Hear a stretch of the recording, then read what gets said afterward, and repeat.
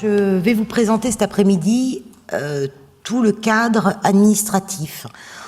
On remarque depuis plusieurs années, en effet, une montée en puissance des candidatures au patrimoine mondial, des demandes diverses et variées, intéressantes ou non, et un nombre d'inscriptions aussi croissantes, évidemment, sur cette liste du patrimoine mondial, et avec des obligations qui tiennent de la Convention de conserver et valoriser ces biens.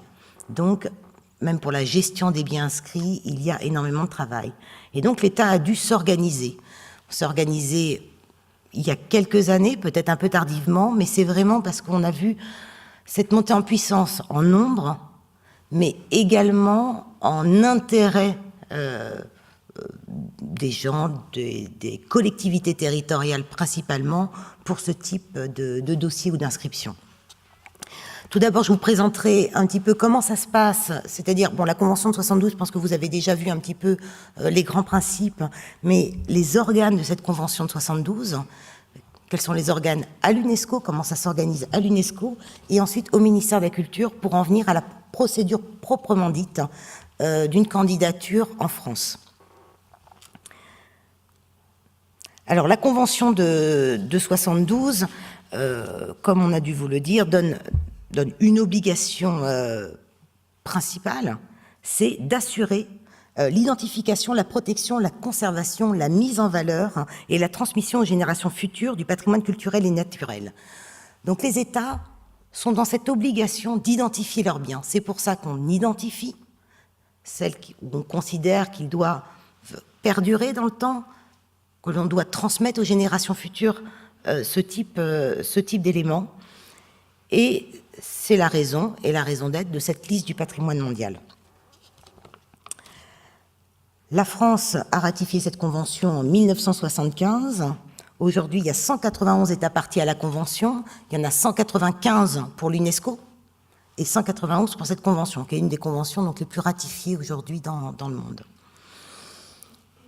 Alors, par la ratification, souvent on nous demande, la Convention, quand il y a des obligations par la Convention de faire ou de ne pas faire, c'est écrit où dans un texte en France?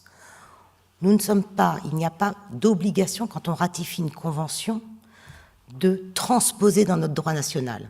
Car une ratification, c'est une loi, et la loi est ainsi dite, c'est la loi numéro 75-377 autorise la France à ratifier la Convention suivante, qui est publié au journal officiel. Donc, du fait de sa publication, ça donne deux obligations, c'est-à-dire que ça rend déjà public le contenu de l'accord et il rentre automatiquement dans notre droit national. À charge pour nous, si nous avons des lois ou autres, de les modifier. Mais ce que je veux dire, c'est que les obligations de la Convention sont dans notre droit national. C'est du droit national d'ores et déjà. Même si aujourd'hui, il y a un projet de loi dans la loi dite patrimoine qui est en cours au ministère de la Culture, de faire un petit peu ce rappel. Ce ne sera pas une transposition donc, de la Convention, mais de dire attention, elle existe. Et il faut tenir compte des obligations quand on a un bien inscrit au patrimoine mondial. Ça sera plus un article qui aura un effet de levier, puisque très souvent dans les collectivités territoriales, on nous dit « mais qui m'oblige à faire ça, qui me dit qu'il doit faire ça, etc. » Aujourd'hui, c'est compliqué de leur dire « allez voir la Convention ». La Convention, c'est des grandes phrases. On n'a pas l'impression d'avoir une obligation directe. Donc c'est vrai que cet article, s'il est adopté, permettra d'avoir une valeur un peu assez symbolique, mais importante, en effet de levier, tout au moins pour faire ou ne pas faire, principalement pour l'État et les collectivités territoriales. Alors la Convention de 72, je pense qu'on vous l'a dit, aujourd'hui il y a 1007 biens sur la liste du patrimoine mondial. Comme vous voyez, il y a beaucoup plus de biens culturels que de biens naturels, très peu de biens mixtes.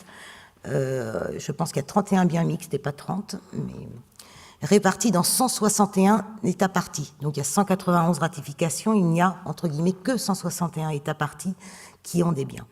En France, il y en a 39. Le dernier inscrit, c'est la grotte Chauvet, ou la grotte du Pont d'Arc, dite grotte Chauvet, qui a été inscrite l'année dernière au Comité du patrimoine mondial. On voit aussi également qu'il y a beaucoup plus de biens culturels. On a des biens naturels mais qui ne sont pas sur le territoire métropolitain. Ils sont donc c'est Nouvelle-Calédonie, Réunion et la Corse. J'allais oublier la Corse. Et un site mixte, Pyrénées-Montperdu, qui est aussi également un site transnational. Mais je pense qu'on vous a déjà présenté tout ça. On se rend compte évidemment qu'il y a beaucoup plus de biens inscrits en Europe, principalement Allemagne, Italie, France, Espagne. Après la Chine, mais le territoire est beaucoup plus grand, évidemment, a aussi beaucoup de biens inscrits. Mais si on faisait une moyenne par pays, sur les 161, il y a une moyenne de 6 biens inscrits par État dans le monde. Nous, on en a 39, donc vous voyez à peu près la proportion. Alors, les organes de la Convention de 72. La Convention de 72 dit qu'elle a quand même des organes pour fonctionner. Tout d'abord, il y a l'Assemblée générale des États partis à la Convention, donc des 191.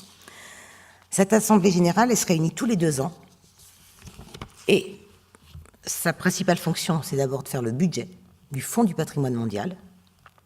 Aujourd'hui, la France donne environ 150 000 € au Fonds du patrimoine mondial. Nous sommes environ à 16-17 millions d'euros, 16 millions d'euros pour l'UNESCO.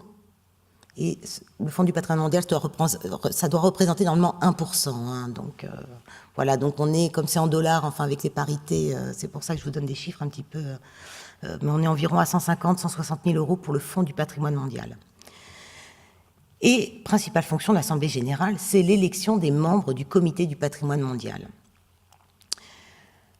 L'élection donc se tient tous les 2 ans. Le Comité du patrimoine mondial, et je vais y arriver pour vous dire ce qu'il fait exactement, quelles sont ses fonctions, mais pour le Comité du patrimoine mondial, en effet, les 191 États sont invités, mais il n'y en a que 21 qui sont élus et qui peuvent parler, qui peuvent discuter des points et prendre les décisions et voter. Les autres sont là en tant qu'observateurs. En effet, à 191, il est extrêmement compliqué de prendre des décisions, vous imaginez bien. Donc, il a été décidé de n'élire que 21 États membres. Donc, il y en a 21, on les élit tous les 2... Alors, le mandat est aujourd'hui de 4 ans, mais on les élit à tour de rôle. Il y a une année où il y a 12 États qui sortent, et l'année d'après, 11 États, etc. Donc, dans 10 et 11, pardon, excusez-moi. 10 et 11 États qui sortent, et pour un mandat de 4 ans. Le Comité du patrimoine mondial, il se réunit tous les ans au mois de juin. Cette année, il se réunira à Bonn, en Allemagne, où 2 dossiers pour la France seront examinés, qui sont les climats du vignoble de Bourgogne et coteaux, maisons et caves de Champagne, que vous entendrez tout à l'heure, je crois, après. Voilà un comité, par exemple, celui de Saint-Pétersbourg. Alors, le Comité du patrimoine mondial a 4 fonctions essentielles. D'abord, c'est définir le patrimoine mondial, sélection des sites. Donc, c'est l'inscription sur la liste du patrimoine mondial.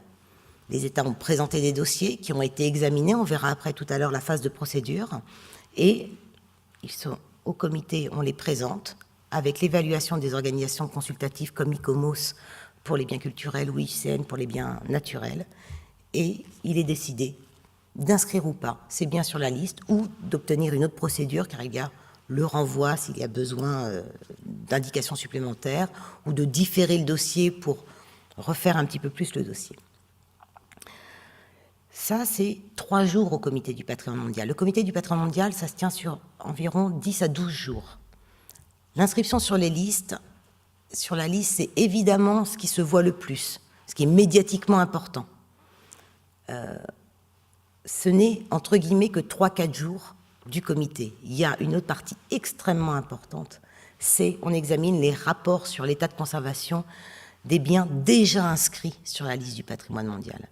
Parce qu'en effet, on nous demande d'identifier nos biens, mais surtout de les conserver et de les valoriser. Et il peut y avoir des problèmes sur la gestion des biens inscrits, soit de projets qui vont être construits à côté, qui pourraient porter atteinte à la valeur universelle exceptionnelle du bien, par exemple, des dégradations, des sujets divers et variés. Et il y a le Centre du patrimoine mondial et le ICOMOS, par exemple, je parle pour les biens culturels, qui, pendant l'année, peuvent recevoir des demandes de citoyens ou autres en disant « il y a un problème sur tel bien ». Ils vont regarder, ils peuvent faire un rapport sur le bien et demander à l'État de répondre à ça. Est-ce qu'il y a un problème? Y en a-t-il pas? Prenez-vous des mesures. Et le Centre du patrimoine mondial peut demander à ce que ce point soit mis à l'ordre du jour du comité pour demander à l'État de s'expliquer et de rendre un rapport sur l'état de conservation de ce bien. Il y en a environ 150, 160 par an, rapport sur les états de conservation des biens. On ne peut pas tous les discuter en séance. On discute environ des plus importants, environ 25. On peut demander à ce que son bien soit discuté en séance si on n'est pas d'accord sur la décision qui sera prise, mais généralement, on accepte la décision sans discussion. Mais c'est surtout, évidemment, pour les mises en péril, et on le voit, décider d'inscrire ou non les sites menacés sur la liste en péril, puisqu'on peut être sur la liste du patrimoine mondial, mais être mis sur une liste en péril, car il y a des choses qui ont tellement affecté le bien dans la valeur universelle exceptionnelle qu'il faut les mettre en péril, il faut les mettre en veille, demander un peu plus, regarder, aider même. Cette mise en péril, elle se fait évidemment, il peut y avoir problèmes climatiques, des tremblements de terre ou autres, mais beaucoup de sites aujourd'hui, on le voit bien avec les destructions sur des lieux en temps de guerre, et on l'a vu pour l'Irak, la Syrie, le Mali par exemple. Et parfois, dans d'autres pays, c'est parce qu'un mauvais entretien, un bâtiment à côté qui porte totalement atteinte aux biens, etc. Et également, une autre fonction, évidemment, c'est administrer le Fonds du patrimoine mondial pour fixer un petit peu les objectifs, l'assistance technique, parce qu'on peut, certains pays peuvent demander une assistance technique pour une aide à la conservation de leur patrimoine, voire pour un montage de dossier, mais on est beaucoup plus en train d'axer le fonds sur toujours cette fameuse gestion des biens inscrits. Puis il y a une autre fonction qu'on voit moins, qui n'est pas écrite là, c'est de faire vivre la Convention, de faire vivre les règles. Il y a, je ne sais pas si on vous en a parlé ce matin, il y a un gros guide qui s'appelle « Les orientations devant guider la Convention du patrimoine mondial ». Ce sont des règles qui ont été établies par les États pour voir comment, pour faire d'abord définir, mais aussi la procédure. Donc, il y a tout dedans. C'est nos règles pratiques, les guidelines, comme on fait un dossier, qu'est-ce que c'est qu'une zone tampon, c'est quoi une VUE, les différentes définitions. Et ça, il faut souvent les modifier, les ajuster. Ça n'a pas, en effet, la valeur d'une convention, mais c'est des règles où tous les États parties se sont mis d'accord pour les respecter ensemble. Il y a quand même un grand principe en droit international qui est ce que font les États le défont. Aujourd'hui, c'est les États qui ont créé l'UNESCO, c'est les États qui ont créé la Convention, qui ont écrit cette Convention. Une convention, c'est assez difficile à modifier, parce qu'il y a des règles de procédure compliquées, mais on peut la modifier si on le souhaite. Donc, si on veut changer les règles, on peut changer les règles. Si on est tous d'accord pour changer les règles, on peut changer les règles. L'UNESCO, le Centre du patrimoine mondial, ICOMOS peut nous suggérer de changer des règles, en disant ça serait mieux comme ci, comme ça, voilà. Mais c'est les États qui décideront, et s'ils veulent modifier une règle, on modifie les règles comme on le souhaite. Et ça, c'est la grande règle du droit international. Alors, juste très rapidement, je n'ai pas mis la liste des États aujourd'hui, non. Sur les élections des membres du Comité du patrimoine mondial, je vais parler assez rapidement parce que tout a changé cette année. Avant 2015, en effet, il n'y avait pas de répartition géographique stricte au moment des élections, parce que à l'UNESCO, on marche par groupe géographique. Le groupe 1, Europe occidentale, groupe 2, Europe orientale, groupe 3, Amérique latine et Caraïbes, groupe 4 Asie-Pacifique, groupe 5A Afrique et groupe 5B États arabes. Et en règle générale, pour toutes les conventions et à l'UNESCO, il y a des sièges, un nombre de sièges déterminé pour ces pays qui sont dans chaque groupe. Ce n'était pas comme ça pour la Convention du patrimoine mondial, car la Convention du patrimoine mondial, il est bien écrit que c'est une convention où ce sont des experts qui doivent y siéger. Depuis plusieurs années, ce sont des ambassadeurs qui y siègent avec leurs experts à côté, ce qui est un tout petit peu différent. Il y a des États où ça fonctionne plutôt bien, ce qui est le cas, nous, c'est bien notre ambassadeur qui nous représente, mais les experts sont de chaque côté et on lui donne le fond. Mais en effet, il y a une petite dérive. Et donc c'est pour ça aussi que la Convention, il n'y avait pas cette répartition stricte par siège, parce qu'on disait que c'est l'expertise qui prône. Et donc les États, s'ils se présentaient, c'était par rapport aux experts.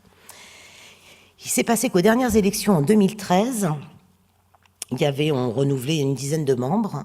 Aucun pays africain n'a été élu. Non, alors le Sénégal était déjà... le Sénégal est encore dans le comité, mais il avait été élu 2 ans auparavant. Donc sur les nouvelles élections, sur le renouvellement des 10, il n'y a pas eu de pays africain. Donc tout le monde s'est élevé en disant c'est pas la première fois qu'il y a des problèmes, il faut changer ces règles de vote au comité du patrimoine mondial. Un groupe de travail s'est réuni 3 fois ou 4 fois en 2014 pour voir comment on allait faire. Et il a été décidé, on a eu une assemblée générale extraordinaire en novembre 2014, il a été décidé que pour les prochaines élections qui se tiendront en novembre 2015, pour l'assemblée générale ordinaire, il y aura 2 sièges pour le groupe 1, 2 sièges pour le groupe 2, 2 sièges pour le groupe 3, 3 sièges pour le groupe 4, 4 sièges pour le groupe 5A et 2 sièges pour le groupe 5B. Il y aura un siège supplémentaire en flottant entre le groupe 3 et le groupe 4 à tour de rôle. Et il y aura 5 sièges ouverts. 5 sièges ouverts où là, pour le coup, n'importe quel groupe pourra se présenter pour ces sièges. Donc évidemment, on a vu des négociations assez importantes où on n'avait pas du tout les mêmes intérêts entre Europe occidentale, Afrique ou les pays émergents comme les BRICS par exemple, qui eux auraient souhaité plutôt tout verrouiller, ne même pas avoir de sièges ouverts. Nous, on était plus à avoir un peu plus de sièges ouverts. Donc ça risque de changer quand même un petit peu la donne, et surtout le laps de temps entre 2 mandats est passé de 4 à 6 ans. Maintenant, on ne pourra se présenter que tous les 6 ans au comité du patrimoine mondial. Donc ça, c'était un point assez rapide, mais je pense que c'est utile quand même de l'avoir en tête, parce que c'est un peu une révolution quand même pour la Convention. Alors le centre du patrimoine mondial, vous devez souvent en entendre parler, puis on parle du centre, du comité, on ne sait jamais trop, entre les deux, c'est quoi? Donc le comité, les États partis, représentés par des États, des ambassadeurs. Le centre du patrimoine mondial, c'est le secrétariat pour la Convention, c'est le secrétariat de l'UNESCO qui assure la mise en œuvre donc, de cette Convention de 72. Donc c'est des agents de l'UNESCO.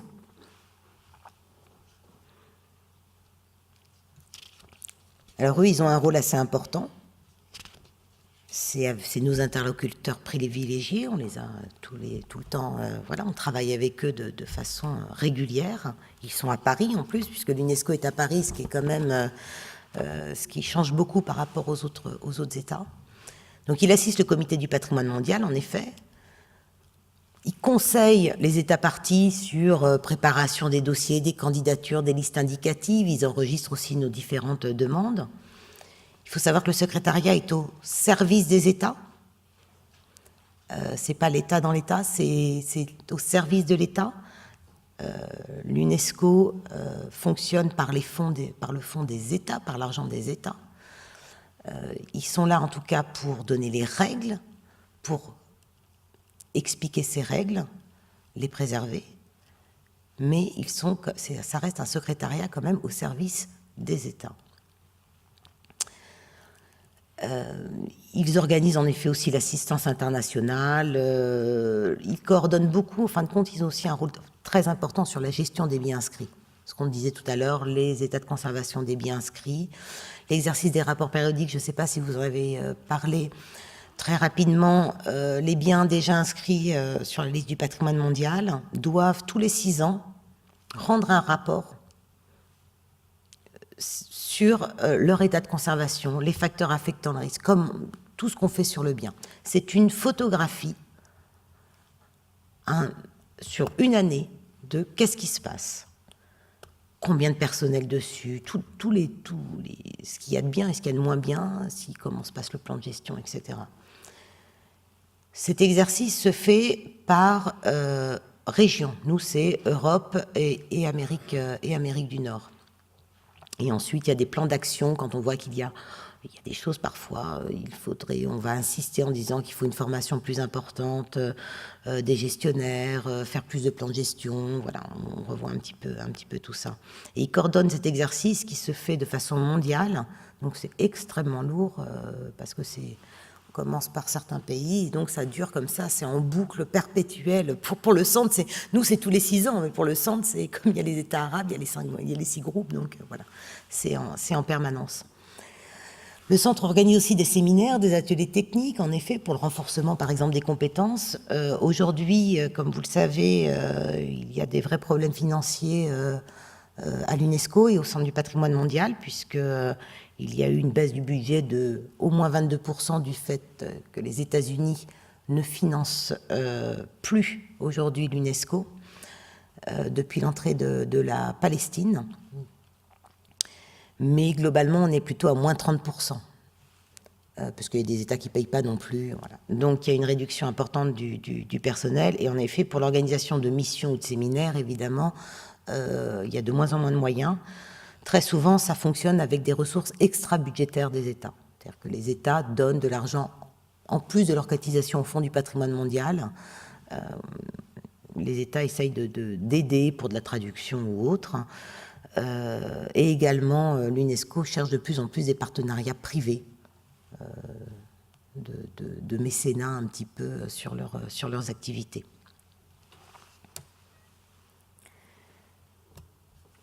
Et puis, ils doivent informer le public, principalement, également. Donc, matériel d'information, des rapports, des publications. Ils font beaucoup de choses. Ils en font de plus en plus. C'est de plus en plus visible. Il y a pas mal de manuels sur le site internet et vous avez la gestion du site internet du patrimoine mondial. Et je tiens à vous dire qu'il ne faut pas hésiter à y aller. Il y a tout dessus. Ce site est absolument formidable. Ils ont toute la mémoire, ils ont tous les dossiers, tout est public. Donc, pour trouver facilement sur un moteur de recherche, vous mettez Centre du patrimoine mondial et là, vous tombez directement sur la Convention de 72. Et là, il y a tout, la liste, etc. Vous mettez la liste, vous mettez France, il y a le bien, vous cliquez sur le bien, et là, vous avez tous les documents, dont le dossier, tout ce qui a pu se passer sur le bien, un état de conservation, une carte, tout ce qui a été décidé par le Comité du patrimoine mondial. Il est extrêmement, extrêmement bien fait. Il y a des manuels également de comment monter une candidature. Il y a les orientations. Il y a comment gérer un site du patrimoine mondial, culturel ou naturel. Il y a plein de choses sur ce site. Et c'est un outil pour tout le monde. Je veux dire, moi, c'est tous les jours, on va dessus parce que c'est beaucoup plus simple. C'est une énorme base de données extrêmement bien faite. Donc, il ne faut surtout pas hésiter à aller voir ce site, puisqu'il y a... Je pense que plus exhaustif que ça doit être assez difficile à faire. Alors, en France, il a fallu quand même, en effet, s'organiser. Et tout d'abord, on est toujours dans l'international, donc c'est le ministère des Affaires étrangères, et aujourd'hui et du développement international, qui est compétent, parce qu'il s'agit d'un traité international. Il est compétent pour la négociation, il est compétent pour prendre des positions. Mais il y a 2 autres ministères qui sont extrêmement importants dans cette mise en œuvre de la Convention de 72. C'est évidemment le ministère de la Culture pour les biens culturels et le ministère chargé de l'écologie pour les biens naturels. Nous sommes un peu les ministères techniques. On a le fond, les experts de cette fameuse convention. L'ambassadeur est là pour expliquer les positions, faire de la diplomatie, mais avec du fond, puisqu'on est quand même sur des dossiers qui touchent le patrimoine ou des questions scientifiques de nature. Alors, il y a le ministère des Affaires étrangères et du Développement international, et là-bas, c'est la direction des Nations Unies, des organisations internationales, des droits de l'homme et de la francophonie. Il faut savoir quand même que c'est eux qui ont le budget, c'est eux qui payent, qui donnent l'argent à l'UNESCO et au Fonds du patrimoine mondial. Donc c'est quand même une fonction importante, donc ils regardent quand même un petit peu, puisque c'est d'ici d'où vient l'argent pour la France. Mais il y a un organe extrêmement important pour nous qui est à l'UNESCO, c'est la délégation permanente de la France auprès de l'UNESCO. À la tête, il y a un ambassadeur, M. Philippe Lialio, qui est là depuis fin 2013, qui donc représente la France à l'UNESCO. Mais pour toutes les questions à l'UNESCO, il y a le patrimoine mondial, mais il y a tout le reste. C'est quand même sciences, culture, éducation. Donc il a tout cet éventail. Donc c'est assez lourd. Il y a beaucoup de conseils, de comités, conseils exécutifs, etc. Donc il est... Alors, c'est pas lui qui les gère. Et donc la délégation, donc l'ambassadeur a un rôle extrêmement important. Pour nous, ministère technique, c'est un petit peu on a un lien fonctionnel avec lui. Il peut nous donner des instructions, donc ce n'est pas un pouvoir hiérarchique, mais c'est un pouvoir fonctionnel. Il peut nous donner des instructions, l'inverse est vrai aussi, c'est-à-dire qu'on peut donner des instructions sur certains dossiers. Et voilà. Et donc tout ça se passe en interministériel et se passe vraiment bien à l'heure actuelle et se passe vraiment très bien, où chacun est dans son rôle et tout le monde fonctionne ensemble, surtout. Alors, la commission, en effet, je n'ai pas dû le marquer sur le PowerPoint, mais c'est vrai qu'il y a également la commission nationale pour la France auprès de l'UNESCO, la fameuse CNFU, dont le président est Daniel Janicot. Alors, la commission nationale, la commission française pour l'UNESCO, c'est l'interface entre la France et l'UNESCO. Ça a été créé en 1946. C'est une obligation statutaire, c'est une obligation dans la Convention, en 1945, que tous les États se donnent une commission nationale. Je pense qu'à l'époque, on ne pensait pas encore ce système d'ambassadeurs ou c'était d'avoir un petit peu un relais et d'associer aussi la société civile par le biais de ces commissions nationales. Aujourd'hui, la commission nationale a un peu moins de pouvoir, tout au moins sur les questions de patrimoine, mais gère quand même beaucoup de choses. Et puis, elle gère des programmes comme des programmes UNESCO, par exemple le programme Mémoire du Monde. Elle s'occupe des chaires UNESCO. Elle a beaucoup de rôle aussi dans l'éducation, toute la partie éducation, dans la partie science également. Mais c'est surtout, elle doit assurer l'influence intellectuelle de la France auprès de l'UNESCO. Promouvoir l'influence de l'UNESCO, mais aussi promouvoir aussi l'action de la France dans ce type de domaine. Donc il peut y avoir des colloques, des choses comme ça qui sont montées. Et ils ont quand même un côté très pratique pour le patrimoine mondial, c'est que c'est eux qui gèrent les logos. Quand les biens sont inscrits, vous savez, il y a un logo avec un temple et le nom du bien, et c'est eux qui gèrent l'utilisation des logos aujourd'hui. Parce que l'utilisation est assez compliquée. Je ne vais pas rentrer dans les détails de l'utilisation des logos, mais s'il y a besoin de savoir comment les utiliser, si on peut les utiliser, il faut demander à la Commission nationale qui demandera l'autorisation à l'UNESCO. Et voilà, c'est un peu compliqué, mais ça se fait quand même. Voilà. Donc après avoir vu l'ambassadeur, le ministère de la Culture et de la Communication. Je ne parlerai pas évidemment du ministère chargé de l'écologie, avec qui nous travaillons également tous les jours. Je crois qu'ils seront là demain. Je dirais qu'ils ont un petit peu le plus ou moins même système d'organisation dans leur ministère, mais je les laisserai en effet parler là-dessus. On a beaucoup de rapports avec eux. En effet, il y a des biens naturels, des biens culturels, mais il faut savoir que les protections, même pour des biens culturels, Ça s'étend souvent de façon beaucoup plus large. Il n'y a pas que les monuments historiques et les AVAP. Il y a beaucoup d'autres choses. Et donc, quand on est obligé de protéger, on voit toutes ces protections. Et également, je pense que vous avez vu qu'il y a différentes typologies de biens, dont les paysages culturels. Et donc, évidemment, ils sont également concernés au premier chef sur cette conservation des paysages. Donc, c'est un travail permanent ensemble. Alors, au ministère de la Culture, il y a, c'est à la Direction générale des patrimoines, c'est la Direction générale des patrimoines qui a compétence pour s'occuper des questions UNESCO. Pour la Convention de 72, donc il y a le département des affaires européennes et internationales, donc le chef du département c'est Bruno Favel. Au département, nous nous occupons principalement des candidatures, non pas de la gestion des biens inscrits, mais des candidatures à l'inscription sur la liste du patrimoine mondial. On s'occupe de la vie de la Convention, modification des règles, tout ce qui peut se passer autour de cette Convention. Et également, nous sommes le point focal pour l'UNESCO. C'est-à-dire que l'UNESCO, quand ils ont quelque chose à dire ou à faire, quand on a des demandes même sur la gestion des biens inscrits, ils l'envoient au point focal. À charge pour nous de redispatcher aux personnes s'occupant de la gestion des biens inscrits. Mais c'est toujours pareil, il vaut mieux, tout ça marche un peu en réseau, il vaut mieux qu'il y ait toujours une personne, à charge pour la personne de dispatcher par la suite. Il y a, j'ai plutôt tout de suite passé sur l'inspection des patrimoines. Je crois que vous avez vu Olivier Poisson ce matin, donc qui est la personne référente pour toutes les questions du patrimoine mondial à l'inspection. Donc notre expert patrimoine pour tous les dossiers de candidature, mais également il pourrait l'être pour la gestion. Et il y a le service du patrimoine. Dans le service du patrimoine, c'est la sous-direction des monuments historiques et des espaces protégés, qui s'occupe de la gestion des biens inscrits.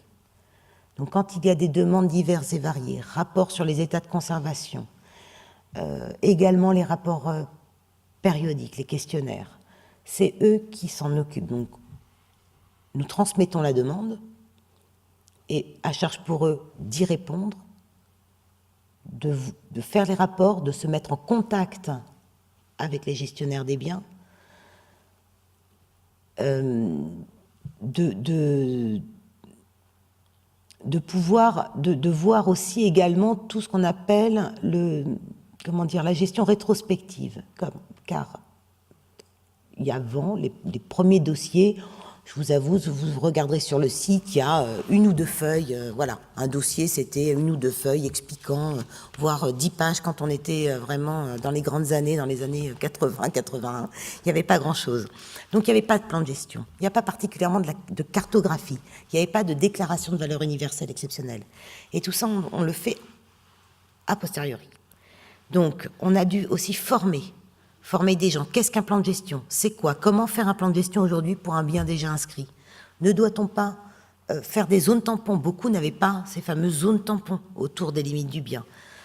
Quelle protection? Doit-on renforcer certaines protections? Souvent par création d'AVAP.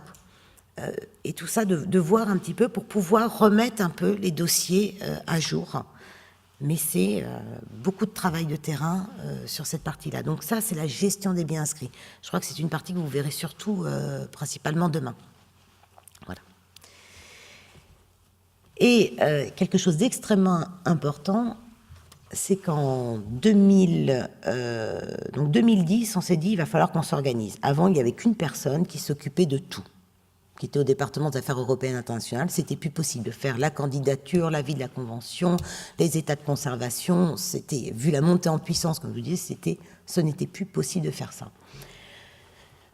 Donc, on a décidé d'avoir cette organisation que je viens de vous décrire, mais également de désigner au sein de chaque DRAC des correspondants patrimoine mondial, de former un réseau sur tout le territoire.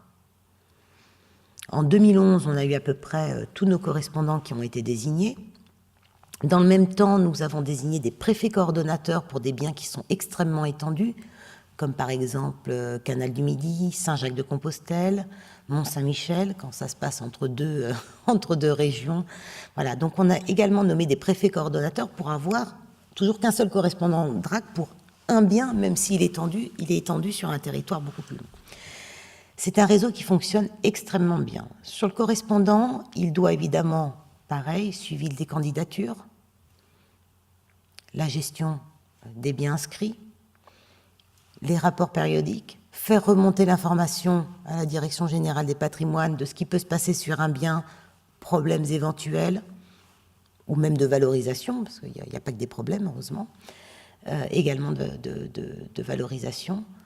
On se réunit assez fréquemment, et c'est pareil pour le correspondant, c'est une personne, à charge pour lui au sein de la DRAC de transmettre à la personne compétente si ce n'est pas lui. Voilà. C'est très souvent au CRMH qu'il y a un correspondant, mais c'est pas toujours le cas. Et ils accompagnent, je vois les porteurs de projets très souvent dans les candidatures. Et ça se passe plutôt très bien, mais il a fallu également, pareil, c'est ce qu'on appelle dans le jargon UNESCO le renforcement des compétences, c'est ce que demande le Centre du patrimoine mondial, de former les gens, de former des gestionnaires. Dans le même temps, ça c'est en dehors de l'État, a été créée l'Association des biens français pour les biens du patrimoine mondial, présidée par Yves Dauge, ancien sénateur, qui, lui, regroupe tous les gestionnaires des biens, je dirais, au niveau des collectivités. Ça fait qu'on a un réseau, on a l'administration centrale, on a nos correspondants DRAC, et on a également ce réseau de gestionnaires. L'intérêt, c'est que tout le monde se parle. On se voit, ce qui a permis à ce que les gestionnaires collectivités soient en contact permanent avec les correspondants DRAC et inversement. Et ça, c'est extrêmement important et ça fonctionne vraiment, vraiment très bien. Et donc ça, c'est vraiment qui fait quoi. Et on a créé en 2004, toujours monté en puissance de qui décide sur la liste, on a créé le Comité national des biens français du patrimoine mondial. Et là, on va rentrer un petit peu plus dans la procédure, comment on inscrit un bien. Alors, ce comité national des biens français, il a été créé en 2004 et il est coprésidé par le ministère chargé de l'écologie et le ministère de la culture. C'est une instance de conseil, il donne un avis consultatif aux deux ministres sur, évidemment, la liste indicative, ça on va voir comment la révision de la liste indicative, les candidatures, l'avis de la convention, modification des règles, quel dossier à présenter en priorité devant le comité du patrimoine mondial. Et ce comité réunit des experts, patrimoine, nature, on a un panel assez intéressant. Et également, il y a des élus qui sont plutôt, enfin aujourd'hui des sénateurs qui connaissent quand même bien les questions de patrimoine. Oui, j'ai pas terminé, Michel. Et en effet, il y a également les deux instances consultatives, donc ICOMOS France et IUCN France. Il y a des représentants également de ces deux organismes consultatifs.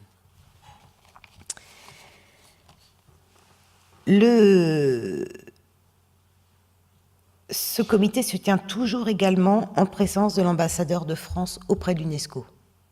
Donc, il se réunit tous les 4 ans. C'est, je vais être assez clair, janvier, avril, juin, octobre. Grosso modo, 4 fois par an, uniquement.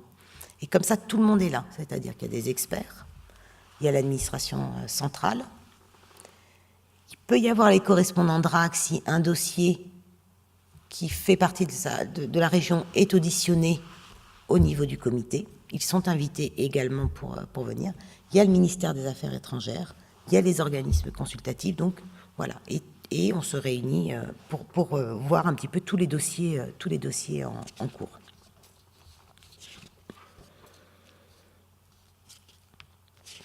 Alors, ce comité, on va rentrer maintenant sur la procédure d'inscription sur la liste du patrimoine mondial, et le comité est vraiment l'organe un petit peu central de cette procédure. Alors, en effet, les dossiers d'inscription aujourd'hui sont principalement préparés par les collectivités territoriales concernées, qui parfois se regroupent en associations. C'est divers et varié. L'État ne fait quasiment plus, je dis bien quasiment plus de dossiers, puisqu'il y en a un en cours qui sera sûrement fait par l'État. Enfin, c'est les DRAC une DRAC qui a bien voulu mettre un budget dessus. Les dossiers d'inscription aujourd'hui, comme on n'est plus, ou quasiment plus, sur des monuments simples ou uniques, on est sur des choses de beaucoup plus de vastes territoires. En moyens financiers, humains, ce n'est pas possible. Et surtout, il faut de toute façon que les collectivités se sentent concernées. Parce que ce qui est important, c'est la gestion des biens inscrits, c'est l'après-inscription, c'est pas que le dossier. Si les collectivités ne se sentent pas concernées par cette gestion du bien, aussi bien pour la conservation que la valorisation, ça ne fonctionnera pas. Les dossiers d'inscription se sont complexifiés, sont de plus en plus lourds, donc il faut quand même des moyens importants de recherche, de rédaction, de cartographie, il y a énormément de valorisation, il y a énormément de choses à faire. Tous ces dossiers doivent respecter un format, donc toujours établi par les orientations, les orientations, ça devient le livre de chevet de tout porteur de candidature, puisque là, tout est écrit, il y a vraiment un format établi avec plusieurs chapitres, et chaque chose doit être remplie sur quelque chose d'assez formaté. Et les services de l'État, comme je vous l'ai dit, le ministère accompagne et on conseille les porteurs de la candidature. Il faut savoir que au ministère, on a des demandes très fréquentes de collectivités territoriales, mairies, tout ce que vous voulez, quasiment au moins une par semaine au minimum, au moins au téléphone, nous disant voilà, j'aimerais inscrire quelque chose dans ma ville, il y a ça, comment on fait? Toutes les demandes ne sont pas hyper intéressantes, on va être très clair, ou ne correspondent tout au moins pas du tout aux critères. Il faut qu'il y ait un intérêt. Le problème, c'est que parfois, il y a un intérêt tout au moins régional, voire national de leur monument. Pour qu'on aille jusqu'à l'inscription sur la liste du patrimoine mondial, il y a un gap quand même. Mais on est là pour leur conseiller. On est là aussi pour leur conseiller ce que c'est que, tout au moins, la procédure. Ils veulent s'y lancer ou pas. De toute façon, derrière, il y aura des experts qui regarderont, des experts au niveau national, qui regarderont leur dossier, on leur dira oui ou non. Aujourd'hui, moi je ne suis pas une experte en patrimoine, je peux à peu près dire quand même ce qu'est un bien patrimoine mondial, mais je suis là pour les conseiller surtout sur la procédure et la manière de faire. De toute façon, quand une collectivité territoriale veut y aller, il est très difficile de les ralentir. Généralement, c'est les moyens financiers qui les ralentissent, mais c'est rarement nos conseils malheureusement, mais avec le temps, il le voit vite, de toute façon. Donc, de toute façon, on les reçoit tous. On reçoit tout le monde, tous ceux qui veulent savoir ce qu'est la procédure. Et je pense qu'on vous a parlé déjà un petit peu de tout ça. Un dossier doit comporter la justification de la valeur universelle exceptionnelle du bien proposé avec les critères. Je pense que ce matin, on a dû vous parler un petit peu des critères pour l'inscription, la description du bien, la preuve de son authenticité, de son intégrité, les limites, et un plan de gestion détaillé pour donc préserver cette fameuse valeur universelle exceptionnelle.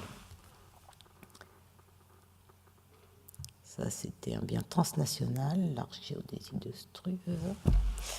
La liste indicative. Alors, préalablement, avant d'arriver jusqu'à la liste du patrimoine mondial, il y a la liste indicative nationale, la liste indicative française. C'est un inventaire, en effet, non exhaustif des biens qui pourraient être susceptibles d'être proposés par la France. Parce que ce n'est pas une collectivité territoriale, in fine, qui propose le bien. C'est bien la France qui propose. C'est bien la France qui a les obligations. Cette liste, la France est souveraine pour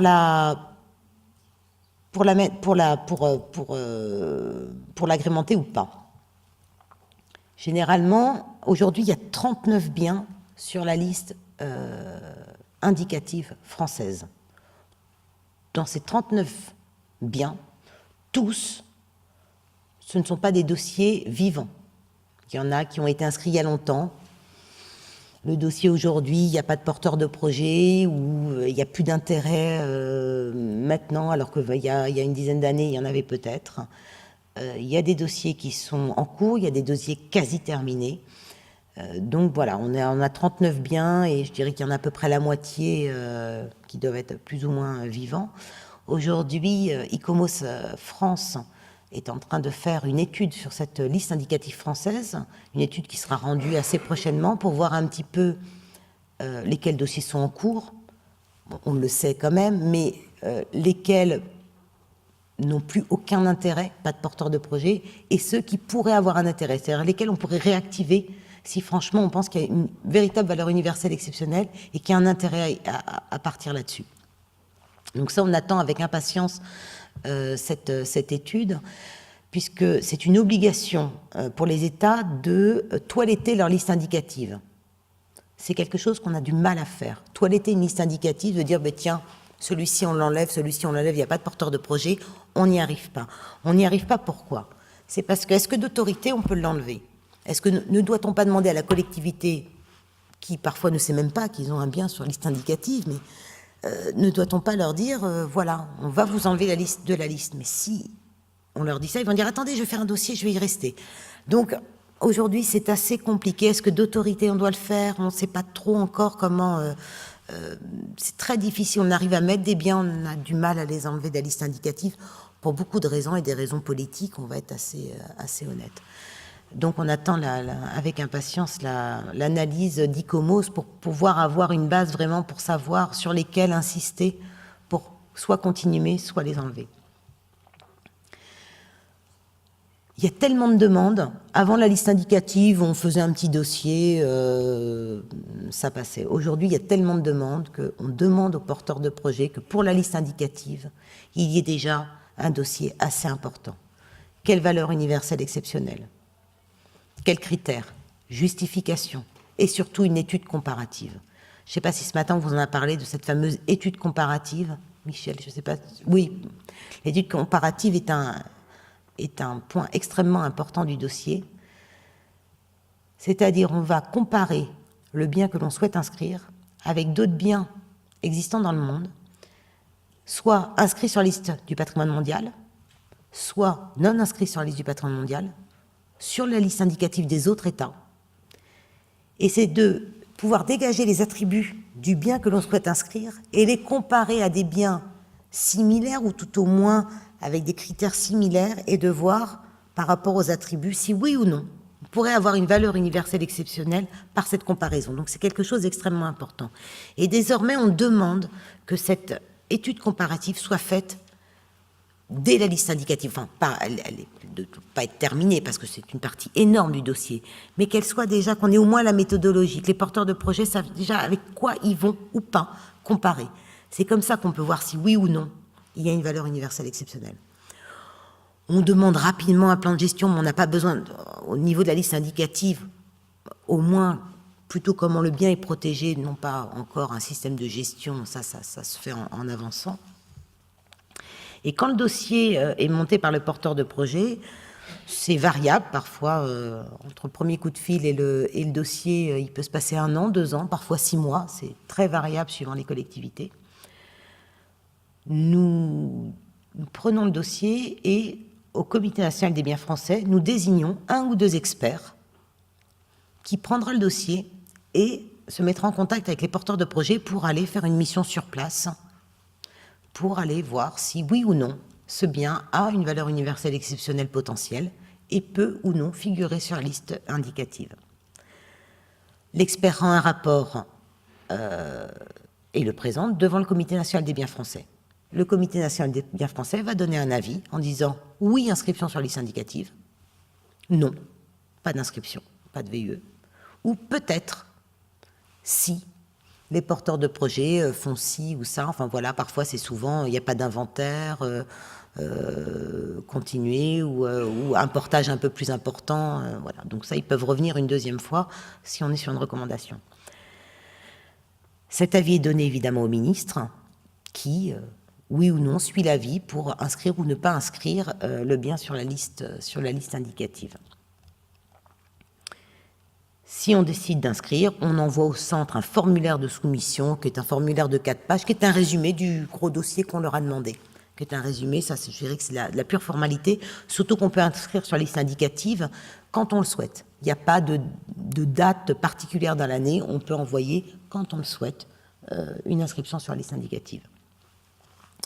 Ce qui est beaucoup plus compliqué, c'est quand c'est une candidature transnationale, car il faut que le formulaire soit exactement le même texte pour tous les États. Et là, se mettre d'accord sur le même texte, au minimum dans 2 langues, pour tout le monde, c'est beaucoup plus compliqué, donc ça met souvent un peu plus de temps. Alors, si un bien est inscrit sur la liste indicative, a réussi à passer cette étape, il continue. Et il continue toujours devant le Comité national des biens français.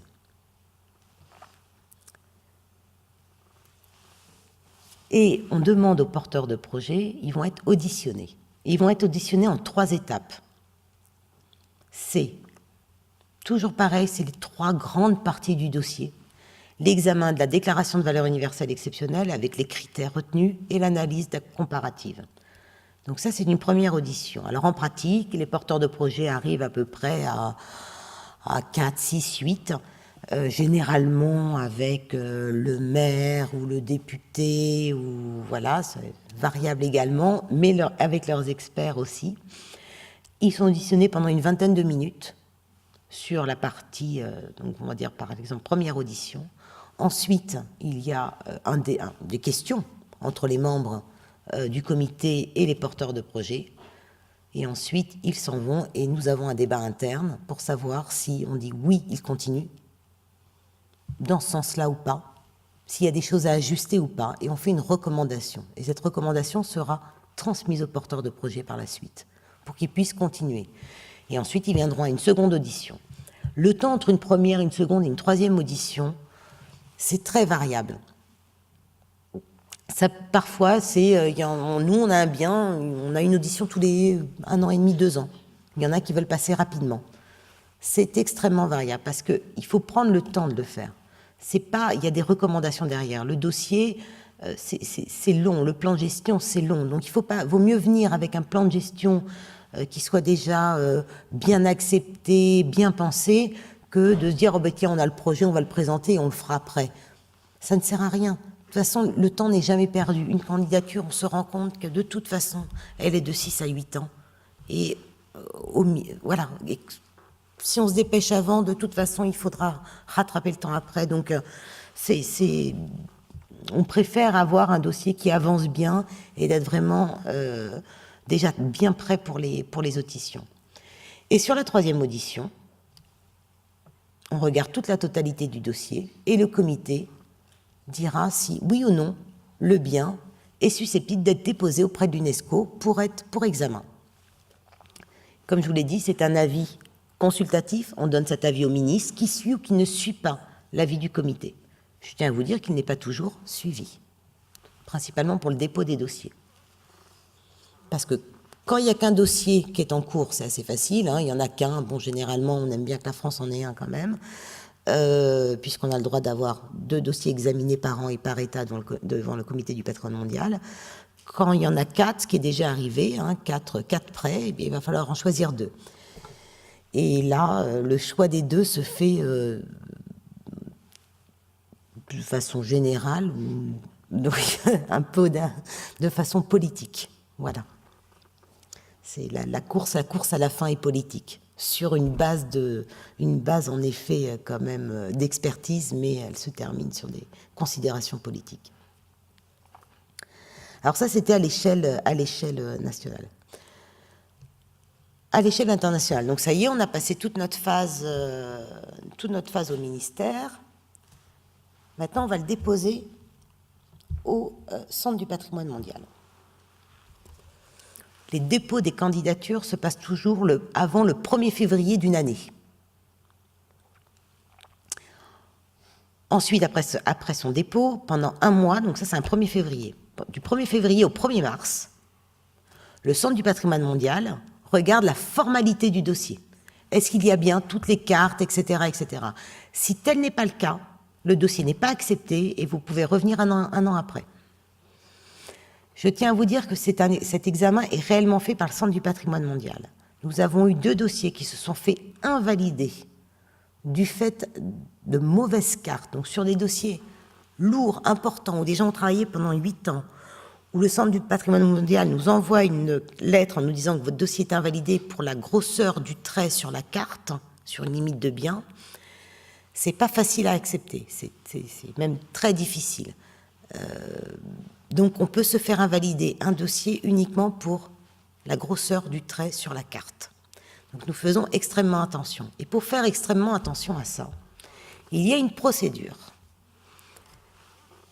C'est la transmission sur une base volontaire des dossiers avant le 30 septembre de l'année précédant le dépôt, donc avant le 1er février. Donc si on dépose par exemple un dossier en 2016, au 1er février 2016, désormais en France, nous exigeons que tous les porteurs de dossiers déposent, enfin, que la France dépose sur une base volontaire le dossier le 30 septembre, par exemple, donc 2015, pour que le centre donne déjà son avis sur la formalité du dossier, pour nous dire, bon, en fin de compte, le trait sur votre carte, il est trop gros, vous avez le temps de la refaire jusqu'au 1er février. Il ne regarde pas du tout le fond du dossier, on est juste sur la forme. Mais perdre un an et demi, juste pour une question de forme, donc on préfère maintenant, aujourd'hui, on avance, et sur une base volontaire, on dépose les dossiers avant le 30 septembre de l'année précédente. Ce qui permet d'ajuster un petit peu tout ça. Mais ça permet d'ajuster, mais ça signifie pour les porteurs de projets, c'est 6 mois de moins. Très souvent, ils disent « Ah mon Dieu, 30 septembre, comment je vais faire? Moi, je m'étais dit que c'était au 1er février. » Eh bien non, c'est 30 septembre que les dossiers, maintenant, c'est décidé. On ne peut plus jouer avec ça.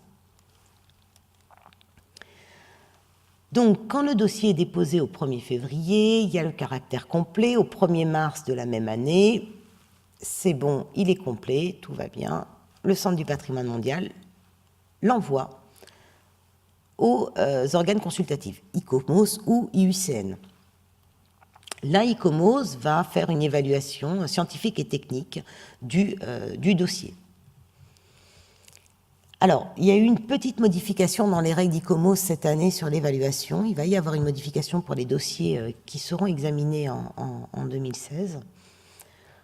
Au moment où ils reçoivent le dossier, il y a une lecture, je dirais un peu en chambre. Enfin bon, c'est Michel Cotte qui pourra beaucoup plus expliquer et intervenir si je dis des inexactitudes.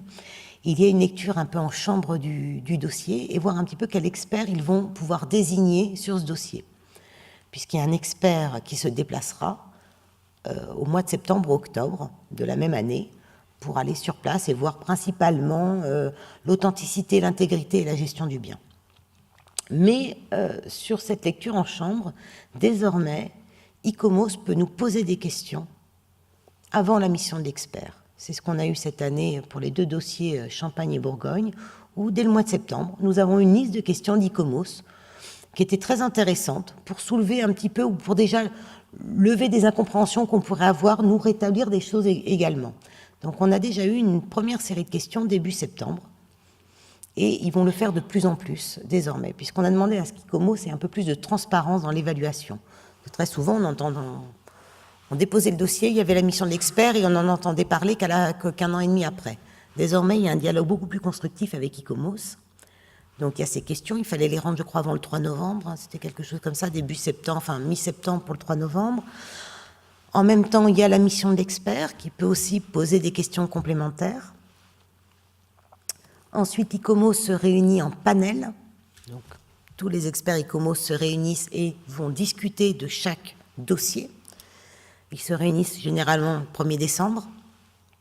Ils discutent de voir un petit peu dans quel sens pourrait aller le dossier et peuvent poser des questions encore complémentaires à l'état partie que l'on recevra. Il faudrait répondre avant le mois de février. Il y a une petite modification cette année, c'est que ICOMOS nous a annoncé la semaine dernière qu'après le panel, il y aura une réunion entre l'État et ICOMOS, et les experts ICOMOS. Alors, soit physiquement, puisque nous, on est à Paris, c'est plus simple, mais en visioconférence pour les autres États du monde. Donc ça, c'est assez intéressant. Et normalement, dès ce moment-là, ICOMOS nous dira si ils envisagent la non-inscription, de différer ou de renvoyer sur les procédures. Ou l'inscription. Alors, s'il y a inscription, logiquement, on n'a pas trop de soucis. Ça pourra aller beaucoup plus vite. Parce qu'ils considèrent que si on est sur une procédure, je vais vous expliquer un peu après, si on est sur une procédure de renvoi, le renvoi, c'est juste dire on considère qu'il y a une valeur universelle exceptionnelle, mais il manque des éléments, peut-être sur la gestion, il manque certains éléments dans le dossier qu'il faudrait remettre à jour. ICOMOS nous dit, si on vous le dit assez tôt, vous avez le temps en 6 mois, puisque le comité se tient en juin, vous avez le temps en 6 mois peut-être de vous mettre en régularité vis-à-vis de ça. Pour le différer, c'est peut-être déjà nous dire, bon, ça va être compliqué, mais vous le savez, prenez le temps. Et si c'est de la non-inscription, c'est voir dès à présent, pour pas qu'on soit trop crispé, de voir comment on ne peut pas nous le dire au dernier moment. Quand vous dites à un État au dernier moment où il y a des porteurs de projets, c'est la non-inscription, c'est assez compliqué. Là, de le dire avant, de pouvoir envisager comment on pourra représenter une candidature, comment refaire un dossier. Donc il y aura ce dialogue à partir de 2015. Donc ça fonctionne par exemple pour l'œuvre architecturale de Le Corbusier que nous avons déposée au 1er février 2015 et qui sera examinée par le Comité du patrimoine mondial en 2016. Donc en février, ensuite, on redonne, il peut y avoir des questions complémentaires. ICOMOS rédige une évaluation. Et l'évaluation nous parvient et publique 6 semaines avant le début du Comité du patrimoine mondial. Donc, en règle générale, début mai, on nous envoie l'évaluation. L'évaluation d'ICOMOS, je ne sais pas si j'en ai une là, c'est environ 15 pages, qui va prendre tous les points du dossier. La VUE, authenticité, intégrité, VUE, critères, authenticité, intégrité, protection, gestion, études comparatives également. Et à la fin, c'est recommande au Comité du patrimoine mondial d'inscrire le bien, de ne pas inscrire le bien, de renvoyer le bien pour des éléments complémentaires, et là on aura ça sera écrit, ou de différer l'examen également, parce qu'on a, pour le coup, peut-être pas de VUE, ou on a un doute sur la VUE, ou de demander des pièces complémentaires. Mais c'est une recommandation au Comité du patrimoine mondial. Il faut bien comprendre que c'est bien un organe consultatif. Donc quand on arrive au comité, on arrive avec l'évaluation, tous les autres États savent sur votre dossier ce que recommande ICOMOS, et c'est là où on va discuter au Comité du patrimoine mondial. C'est les États, in fine, qui décident. Est-ce que ICOMOS a dit que c'était différé, mais ne peut-on pas plutôt renvoyer le bien? Et c'est là où les ambassadeurs, les experts discutent sur le fond et également d'un point de vue politique, on va être assez clair quand même, sur l'inscription ou pas du bien. Depuis plusieurs années, il y a une grande politisation du Comité du patrimoine mondial, on ne peut pas le nier non plus, et que très souvent, les évaluations d'ICOMOS ne sont pas suivies. Elles sont suivies pour l'inscription, évidemment, mais elles ne sont pas suivies sur le renvoi et le différé. Quand une procédure de renvoi a été recommandée, dans 90% des cas, le dossier est inscrit. In fine, la décision sera l'inscription. Les États vont demander l'inscription. Quand c'est du différé, on arrive à remonter à du renvoi, voire parfois de passer de différé à inscription. Ce sont des tractations, en effet, politiques et diplomatiques à la fin. On peut le regretter, en effet. Les collectivités territoriales en France sont assez contentes de savoir que ça se termine aussi comme ça. C'est-à-dire de dire, bon, mais voilà, ça fait 10 ans qu'on y est, on ne peut pas nous dire que tout est nul. Donc de pouvoir continuer. Donc il y a 10 ans de technique pour 15 jours de politique. Donc il faut se rendre compte, ils ne décident pas tout, on décide quand même sur un dossier, où ça fait 8 ans, on travaille, je veux dire, c'est pas non plus, c'est pas juste une feuille, hein. Voilà, mais on ne peut pas nier quand même cette partie-là. Alors là, c'est un petit peu ce que je vous ai déjà dit, hein, donc une fois par an, 45... Ah oui, alors je ne sais pas si on vous a parlé de combien de dossiers par État, donc c'est... Le comité peut examiner au maximum deux dossiers par État et par an, du moment que dans ces deux dossiers, il y ait au moins un paysage culturel ou un bien naturel. Donc il peut y avoir un bien culturel avec un paysage culturel, ou un bien culturel avec un bien naturel, ou un paysage culturel avec un bien naturel, mais il ne peut pas y avoir deux biens culturels ensemble. Ça, c'est une nouvelle règle qu'on a mis en place en 2011, au comité du patrimoine mondial de 2011. Mais c'est dans la limite de l'examen de 45 dossiers par session, pour le monde entier. Aujourd'hui, ce chiffre n'a jamais été atteint. Je crois que cette année, il y a 39 biens qui ont été déposés, si mes souvenirs sont bons. Je crois qu'il y en a, c'est 38 ou 39. Voilà. Pour l'instant, on n'a toujours pas dépassé les 45 biens. Si on dépassait ces fameux 45 dossiers par session, il y a ensuite un ordre. L'ordre, c'est évidemment, c'est toujours la stratégie globale pour une liste plus équilibrée. Donc, on commencera par les biens qui n'ont pas par les pays qui n'ont pas de biens inscrits sur la liste, ou ceux qui en ont peu, ou plutôt des biens naturels. Là, c'est pour équilibrer toute la liste. Donc, évidemment, nous, la France, on doit être le dernier tiré. Donc, si ça se passait, on serait les premiers à être évincés, évidemment, ou tout au moins à attendre notre tour. Et donc, comme je vous ai dit, il y a 3 décisions: inscrits, renvoyés à l'État partie pour complément d'information, différés, ou faire l'objet d'un refus. Alors, faire l'objet d'un refus, ça peut être une recommandation, en effet, de l'ICOMOS. En règle générale, quand ça se passe, les États retirent leur dossier, ne le présentent pas, en règle générale, et ne le présentent pas devant le comité du patrimoine mondial. Car si en session du comité du patrimoine mondial, il y a un refus d'inscription, c'est terminé. Vous ne pourrez plus représenter le dossier. Donc, on retire en règle générale le dossier, ou on fait un peu le forcing pour monter sur du différé. Mais très souvent, on retire avant le dossier quand on a l'évaluation.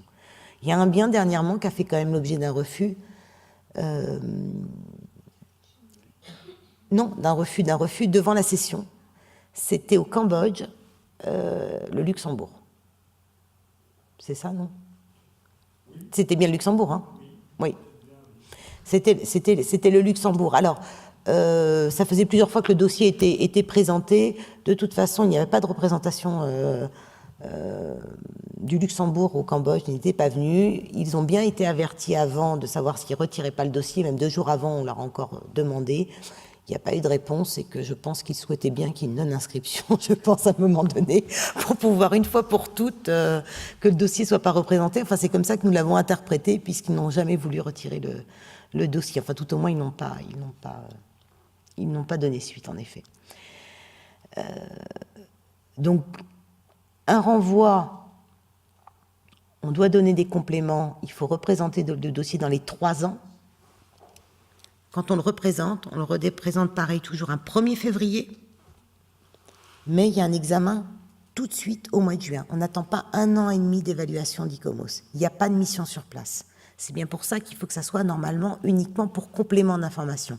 Parce qu'il n'y a pas besoin d'avoir une visite sur place pour voir l'intégrité, l'authenticité ou les limites du bien. Mais il doit être présenté dans les 3 ans. Alors que différé, je mets que ça équivaut un peu à un refus, on n'en est pas loin quand même, et c'est refaire un petit peu refaire le dossier, présenter le dossier, représenter le dossier avec toutes les recommandations qu'aura fait ICOMOS. Aujourd'hui, on a eu, par exemple, un dossier qui a été un petit peu compliqué, le dossier Le Corbusier qu'on présente au 1er février, qu'on a présenté au 1er février. Ce bien avait fait d'abord l'objet d'un renvoi.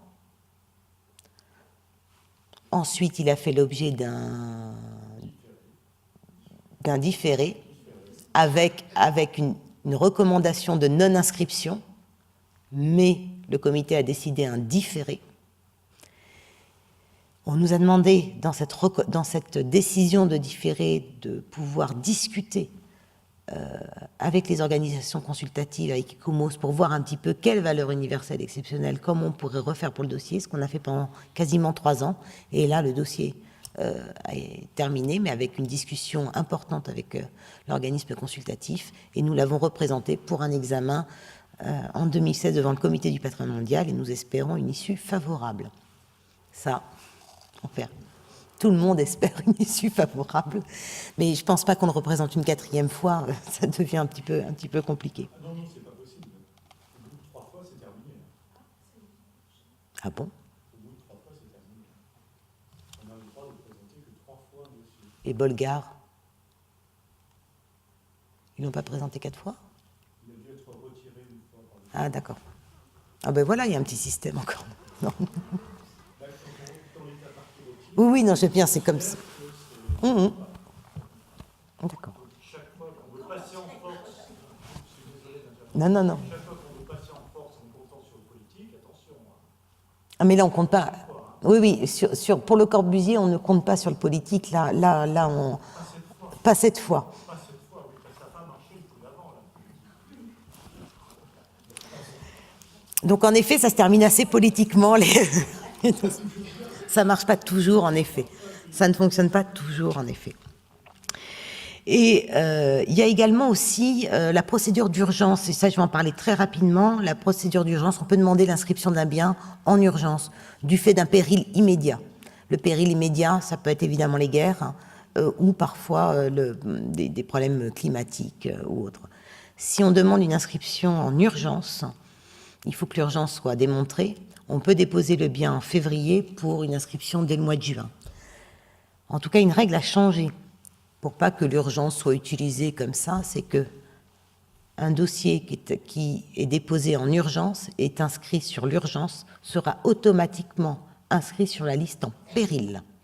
Puisqu'en effet, s'il y a de l'urgence, c'est qu'il y a un problème. C'est un facteur de risque, c'est un risque imminent. Et donc, il sera mis directement sur la liste en péril. Ce qui est arrivé encore, par exemple, pour le bien sur la Palestine, par exemple, en Palestine, voilà, qui demandait encore une inscription en urgence, et donc a été inscrit directement sur la liste en péril. Voilà un petit peu un panorama assez rapide sur qui fait quoi et la procédure au niveau national et international.